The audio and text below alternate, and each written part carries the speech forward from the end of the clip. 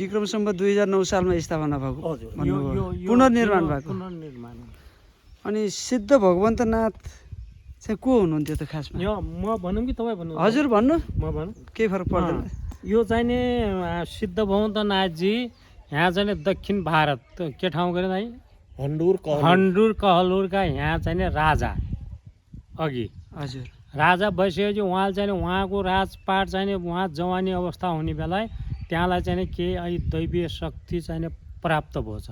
प्राप्त भएपछि उहाँले चाहिँ के गर्नुहुन्छ, आफ्नो राजपाट सब चाहिँ आफ्ना छोरालाई सुम्पिकन ल बाबु यो राजपाट राम्रोसँग चलाएर राखेस्, म चाहिँ अब चाहिँ देश दौरामा चाहिँ म निक्लिन्छु, यो धर्मको प्रचार गर्दै म चाहिँ जान्छु भनेर उहाँ चाहिँ जोगीको भेष धारण गरेर सारा चाहिँ दक्षिण भारत चाहिँ गरेर उस बेलाको जमानामा 84 लाख राजाहरूलाई चाहिँ आफ्नो चाहिँ चेलाहरू बनाउनु हो भन्ने छ। राजाहरूलाई चेला बनाउँदै बनाउँदै बनाउँदै उहाँ चाहिँ नेपालमा आउनुभयो। नेपालमा आउने बेला धेरै अब कति कालखण्डमा कति वर्ष पछाडि आउनुभयो। त्यस बेलासम्म उहाँलाई पूर्ण चाहिँ एकदम सिद्धि प्राप्त भइसकेको रहेछ। जे भने पनि जे चिताए पनि गर्न सक्ने, जे भने पनि मुख चाहिँ मुख सिद्धि हुने होइन। उहाँले भने वरदान दिए वरदान लाग्ने, त्यस्तो चाहिँ सिद्ध हुनुभयो। त्यो सिद्ध भइसकेपछि उहाँ चाहिँ घुम्दै घुम्दै घुम्दै सल्यान जानुभएको छ। सल्यान गएपछि सल्यान राजा श्रीकृष्ण शाहको चाहिँ त्यहाँ दरबार, त्यसको अगाडि चाहिँ पटाङ्ग्रीमा चाहिँ टुडी खेल भन्ने चाहिँ एउटा पटाङ्ग्री छ। त्यो पटाङ्ग्रीमा उहाँले चाहिँ धुना लगाइन त्यहाँ चाहिँ बस्नुभएको छ। सल्यानमा बस्नु? सल्यान चाहिँ त्यो टुडी खेलमा बसेपछि 2-3 दिन भयो छ। त्यहाँ राजाहरूले चाहिँ त्यहाँ राजसभा पनि लाग्ने रहेछ, तर त्यति ध्यान दिएर रहन्छन्। त्यो जोगी कहाँबाट आइकन बसिरहेको छ, के गरिरहेको छ भन्ने चाहिँ केही ध्यान दिएनछन् राजाले पनि त्यति। अब राजाले त्यो कुरा राजा उसमा पुर्याइदिने, तिनी भारदारहरूले पनि केही मतलब गरेनछन्। त्यो नगरिसकेपछि अब यो राजालाई चाहिँ मेरो चमत्कार देखाउनु पऱ्यो भनेर भन्नुभएको छ र चाहिँ त्यो भाइ भारदारहरू जान लाग्छन्। त्यस बेला जरक्क चाहिँ उठेर आफ्नो चाहिँ यो अल्खा चाहिँ निकालेर यसरी निचुड्दाखेरि तर पानी चोयो, एकदम जटाबाट पनि पानी चोया, भर्खर नुहाइकन आएको जस्तो त्यस्तो चाहिँ देखाएछ।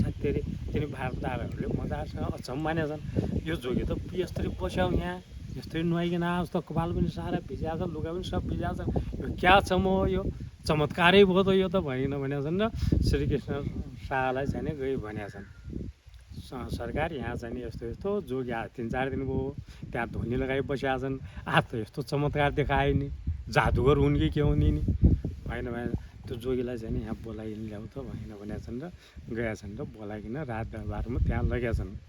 त्यहाँ बैठक बसिरहेको छ। त्यहाँ लगेपछि महाराज कताबाट हो, कहाँ हो, के हो, तपाईँले चाहिँ यो के गर्नुभएको छ, यो के हो भन्दाखेरि उहाँले चाहिँ भन्नुभएको छ, ल देशमा के भइरहेछ, आफ्नो ठाउँमा के भइरहेछ त्यो चाहिँ केही नगरेर राजपाटमा मात्रै चाहिँ तपाईँ गर्ने, त्यो भएन कि हेर्नुहोस् तपाईँको देशमा तपाईँको ठाउँमा बाधे पिपल भन्ने भेरी नदीमा चाहिँ सैलारूहरू डुङ्गा तैरी जान लागेछन्। त्यो डुङ्गा पल्ट्यो त त्यहाँ सैलारूहरू भन्ने त्यहाँनि केटीहरू 3 जनी केटीहरू बगान लागेको थिए। म गइकन त्यसलाई उतार्दाखेरि म यो भिज्या हो भनिकन भन्नुभएको छ।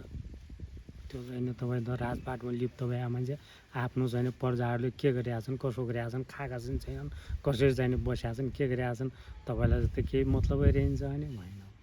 ओहो तपाईँ त यहाँ बसिया छन् जोगी, उहाँको कुरा गर्छन्, यो के रहेछ त भनिकन आफ्नो सिपाहीहरू त्यहाँ पठाएछन्।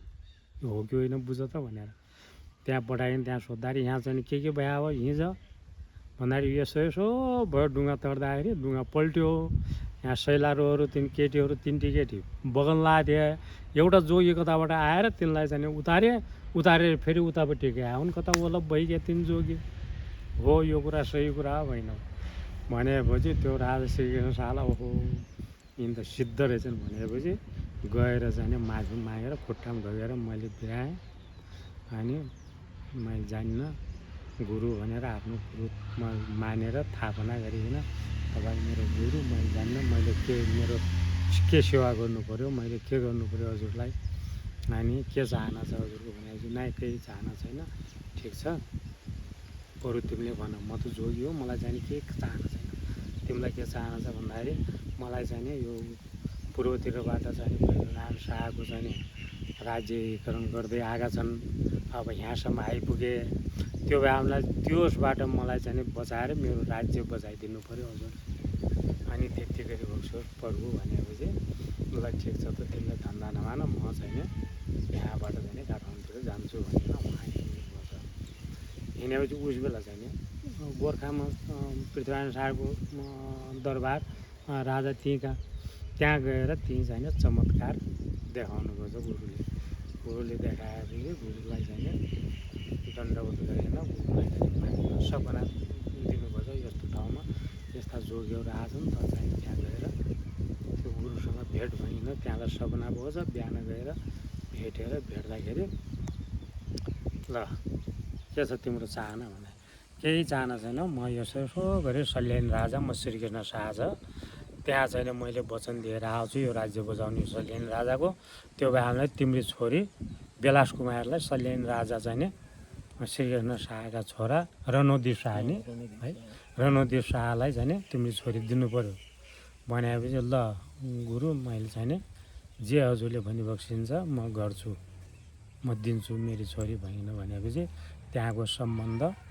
यहाँ भएर बेलास कुमारलाई चाहिँ श्रीकृष्ण शाहका छोरालाई बिहा गराइदिनु भयो। सिद्ध भगवन्तनाथको समन्वयमा नेपाल एकीकरणका निर्माता हाम्रा राष्ट्र निर्माता पृथ्वीनारायण शाहले आफ्ना छोरी सल्यानी राजासँग दिएर आफ्नो सम्बन्ध कायम गर्नुभयो।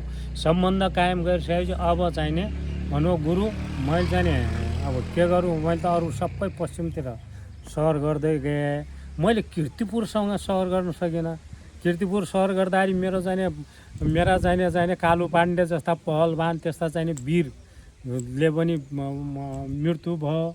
मेरा भाइ चाहिँ के नाम सुरप्रताप शाहको अब दाहिना आँखा फुट्यो त्यहाँ पनि चाहिँ उ गर्नुभयो। त्यो भए हुनाले त्यो चाहिँ मैले कसरी चाहिँ मैले त्यो सहर गर्न सक्छु भनेपछि ल ठिक छ तिमीले चाहिँ नाट्यौ त्यो हुन्छ ल भोलि त्यहाँ म चाहिँ भनेर आफ्नो आराधना गरेर त्यहाँलाई भन्छ एउटा तीर्थ भोलि छोपेर मलाई देऊ भनेपछि तीर्थ ल्याइकन छोपिदिएका छन् त्यसलाई छोपेर उडाइदिनुपर्छ। उडाएपछि त्यो तीर्थ चाहिँ किर्तिपुर सहर सारा एक फन्का लगाइकन त्यहाँ नबसेर उडेर गएको छ। गएपछि त्यहाँबाट गुरुले चाहिँ के रहेछ त यो भनेपछि त्यहाँ त बाघ भैरव रहेछ। त्यो किर्तिपुरको ट्याक्क गेट अगाडि तिनले सिद्धि प्राप्त गरे चाहिँ बाघ भैरवको चाहिँ आराधना गरिकन त्यहाँ मन्दिर स्थापना गरे। जति पनि यतापट्टिबाट चाहिँ गोली निशाना चाहिँ तीर कमान जान्छन् त्यसलाई शिथिल पारिदिनु रहेछ त्यो बाघ भैरवको शक्तिले होइन। यतातिर बाट आफूले चाहिँ चराइ गर्ने त्यही भएर चाहिँ सकिनु रहन्छ नभए ठिक छ भनेपछि भोलिपल्ट फेरि गुरुले चाहिँ फेरि अर्को त्यत्रो मगाइकन त्यसलाई जप गरिकन त्यो बाघ भैरवको चाहिँ जिब्रो तानिदिनुपर्छ मन्त्रले।